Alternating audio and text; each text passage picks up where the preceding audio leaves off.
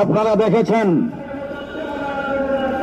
তাদের দ্বারা নির্যাতিত, তাদের দ্বারা দর্শিত নারীরা যেইভাবে তাদের কথা বলছেন, তাদের বিরুদ্ধে মুখ খুলছেন।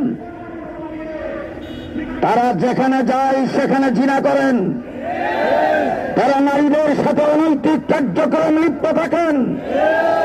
তাদের সম্পর্কে যেই ধরনের ভাষ্য, যেই ধরনের বক্তব্য আজকে সোশ্যাল মিডিয়াতে বিভিন্ন জায়গায় প্রচারিত হচ্ছে, কোন বিবেকবান মানুষ তাদের পক্ষ অবলম্বন করতে পারে না।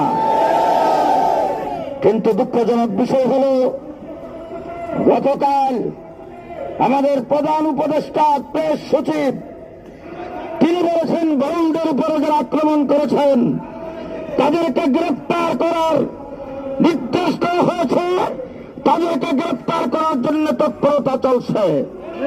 আমি পরিষ্কার ভাষায় বলতে চাই, ডক্টর ইউনূস সাহেব, আপনাকে রক্ত দিয়ে ক্ষমতায় আমরাই বসেছি, কিন্তু আপনি বাউলদের পক্ষ অবলম্বন করবেন।